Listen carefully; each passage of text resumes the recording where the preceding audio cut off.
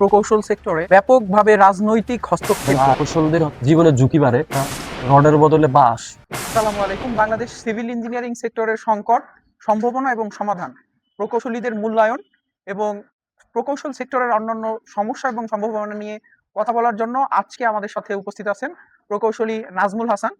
তার আরও একটি পরিচয় আছেন, তিনি ঢাকা মহানগর উত্তর এনসিপির সদস্য। জনাব নাজমুল হাসান, আপনাকে স্বাগত জানাচ্ছি। আমাকে আমন্ত্রণ করার জন্য ধন্যবাদ।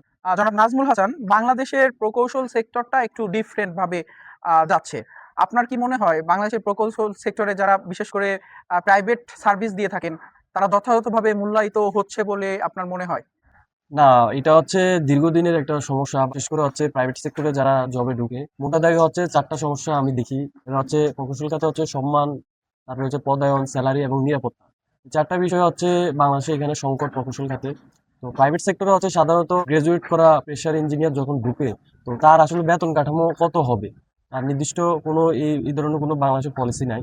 এরপর হচ্ছে তার নিরাপত্তা, সেটা হচ্ছে তার ব্যক্তি জীবনে ক্যারিয়ারে যদি আমি অর্থনৈতিক নিরাপত্তা বলি সেটাও নাই, এবং প্রজেক্টে যে নিরাপত্তা সেটাও হচ্ছে আমরা দেখি নাই যে হচ্ছে যথাযথ ব্যবস্থা আছে।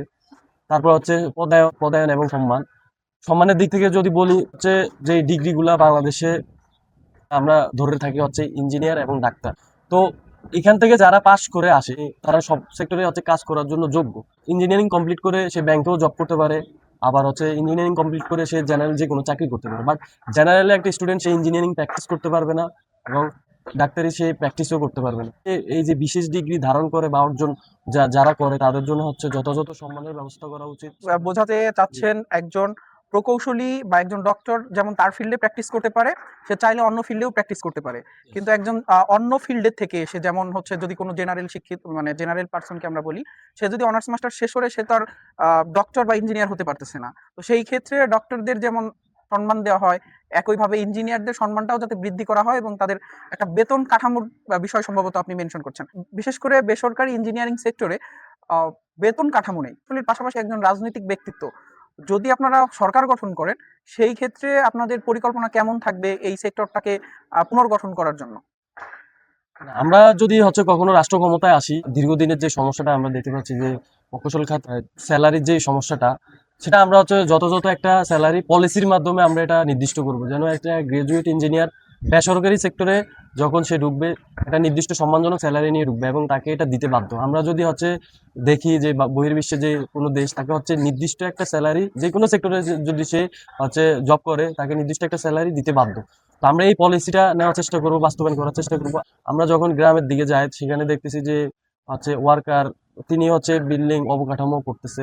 যদি আমরা রাষ্ট্র ক্ষমতায় যাইতে পারি, আমরা হচ্ছে বিএনবিসি কোড যেন পূর্ণিমা নয় এটার জন্য আমরা বাধ্যতামূলক করব। ঢাকার বাইরে আমরা দেখতেছি যে বিভিন্ন অবকাঠামো হয় যেটা হচ্ছে বিএনবিসি কোড কোনো মানা হয় নাই, বিএনবিসি যে রুলস আছে সেটা কোনোভাবে মানা হয় না। আমরা এটা কিছুটা শুধুমাত্র ঢাকা শহরে এবং সিটি কর্পোরেশন এরিয়াগুলোতে মানা হয়, এর বাইরের যে জায়গাগুলো আছে বিশেষ করে পৌরসভাগুলোতে হয়তো বা কিছু কিছু মানা হয়। পৌরসভার বাইরেও এখন সারা দেশে এই ব্যাপকভাবে উন্নয়ন হচ্ছে, কিন্তু এই বিএনবিসি কোড বা অন্যান্য যে স্ট্রাকচারের যে নীতিমালাগুলো আছে সেগুলো ফলো করা হচ্ছে না।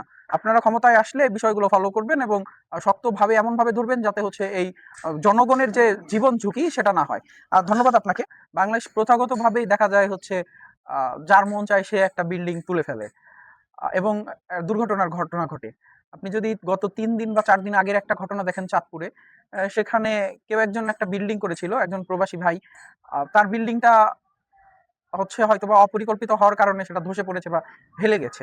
তো এই বিষয়ে আপনার মন্তব্য কি? কারা একটা বিল্ডিং নির্মাণ করার জন্য বা ডিজাইন করার জন্য এলিজেবল? এখানে দুইটা কারণ, একটা হচ্ছে হয় দুর্নীতি হয়েছে, না হয় হচ্ছে একটা স্বীকৃত ইঞ্জিনিয়ার দ্বারা ভবন বা অবকাঠামো নির্মাণ করা হয়নি। বাংলাদেশে যে সমস্যাগুলো আমরা দেখতেছি যে একজন দক্ষ অভিজ্ঞ ইঞ্জিনিয়ার দ্বারা কখনোই হচ্ছে নির্মাণ করা হয় না। আমাদের যারা হচ্ছে নতুন করে অবকাঠামো বা বিল্ডিং তৈরির চিন্তা ভাবনা করতেছে তাদেরকে বলবো যে হচ্ছে আপনারা রাষ্ট্র যাদেরকে স্বীকৃতি দিচ্ছে তাদের মাধ্যমে হচ্ছে আপনি অবকাঠামো তৈরি করুন। কারণ আপনার বিল্ডিং যদি হচ্ছে বা আপনার অবকাঠামো যদি ধ্বংস হয় সেই ক্ষেত্রে হচ্ছে আপনার লস না, এখানে অনেকেই সেখানে আক্রান্ত হতে পারে, এখানে রাষ্ট্রের অপচয় হবে। সে প্রেক্ষাপটে একজন মালিক যখন বাড়ি বানায় সেই বাড়িতে সে নিশ্চয়ই থাকে, অতএব আমার মনে হয় তার নিজেরও লস এবং সে নিজে এবং তার পরিবারও হয়তোবা আক্রান্ত হতে পারে এবং দুর্ঘটনার কবলিত হতে পারে। আমি আমার টাকা বিল্ডিং করতেছি, তো কিছু টাকা হয়তো বা ডিজাইন ড্রয়িং এ খরচ যাইতে পারে, বাট আলটিমেটলি ওনারে লস এটা। একই সাথে হচ্ছে পরিবেশ লিঙে যারা থাকবে তাদেরও হচ্ছে জীবনের ঝুঁকি বাড়ে, আর হচ্ছে ওভারঅল সবারই লস। বাংলাদেশের প্রেক্ষাপটে দেখা যায় প্রকৌশল সেক্টরে ব্যাপকভাবে রাজনৈতিক হস্তক্ষেপ এর বহিঃপ্রকাশ ঘটে। এই বিষয়গুলো আপনি কিভাবে দেখেন এবং এই বিষয়গুলো ওভারকাম করতে কি করা উচিত বলে আপনি মনে করেন? এইটা আসলে চেক অ্যান্ড ব্যালেন্স। যেমন হচ্ছে একজন প্রকৌশলী তার যেমন নৈতিক দায়িত্ব যে একটা অবকাঠামো গুণগত মান করা, তেমনি ভাবে প্রতিনিধিকে দায়িত্ব দিছে এই অবকাঠামো বা উন্নয়নটা যেন সঠিকভাবে হয় সেটা তদারকি করা। কিন্তু আমরা দেখছি যে বাংলাদেশে হচ্ছে রাজনৈতিক প্রভাবের কারণে অবকাঠামো ব্যাপকভাবে ক্ষতিগ্রস্ত হচ্ছে। আমরা দেখতেছি যে যে রানা প্লাজার যে ঘটনাটা, কিংবা হচ্ছে রডের বদলে বাঁশ দেওয়া হয়েছে, রাজনৈতিক প্রভাব মুক্ত থেকে হচ্ছে বাংলাদেশ অবকাঠামো খাতে আরো এগিয়ে যাবে, গুণগত সাস্টেনেবল কাঠামো তৈরি করবে। আপনি এই প্রসঙ্গের সাথে যদি আরো একটু বলতেন, রাজনৈতিক প্রভাবের কারণে অনেক সময় দেখা যায় যে পরিবেশ বা প্রতিবেশের যে ক্ষতি হয় সেটিও মানা হয় না। শুধুমাত্র আমরা যদি ভবন নির্মাণের কথা চিন্তা না করি, আমরা যদি কোনো সড়ক নির্মাণের কথা চিন্তা করি, কোনো রেল লাইন নির্মাণ করার কথা চিন্তা করি, সেটা পাহাড়ের মধ্য দিয়ে, জলভূমির মধ্য দিয়ে, বনভূমির মধ্য দিয়ে নির্মাণ করা হয়।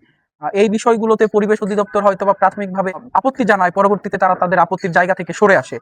এই বিষয়ে পরিবেশ অধিদপ্তরের কেমন ভূমিকায় থাকা উচিত বলে আপনি মনে করেন? পরিবেশ অধিদপ্তর আসলে রাজনৈতিকভাবে প্রভাবিত, আর রাজনৈতিকভাবে প্রভাবিত যদি হয় সেটা হচ্ছে এক জায়গায় সমস্যা তৈরি করে না, বিভিন্ন জায়গায় সমস্যা তৈরি করে।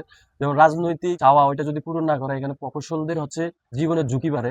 ড্রয়িং বা হচ্ছে একটা প্রজেক্ট যাওয়ার কথা হচ্ছে এক জায়গা দিয়ে, যেটা হচ্ছে পরিবেশের সাথে খাপ খাইয়ে নিবে বা পরিবেশের কোনো ক্ষতি হবে না, কিন্তু আমরা দেখতেছি যে হচ্ছে রাজনৈতিক প্রভাবের কারণে সেটা হচ্ছে পরিবেশের ক্ষতি হয় এমন জায়গা দিয়ে তৈরি করা হচ্ছে। তো এই ক্ষেত্রে হচ্ছে পরিবেশ অধিদপ্তর এবং রাজনৈতিক সদিচ্ছা উভয় খুবই গুরুত্বপূর্ণ। ধন্যবাদ আপনাদেরকে, আপনাদের জন্য শুভকামনা।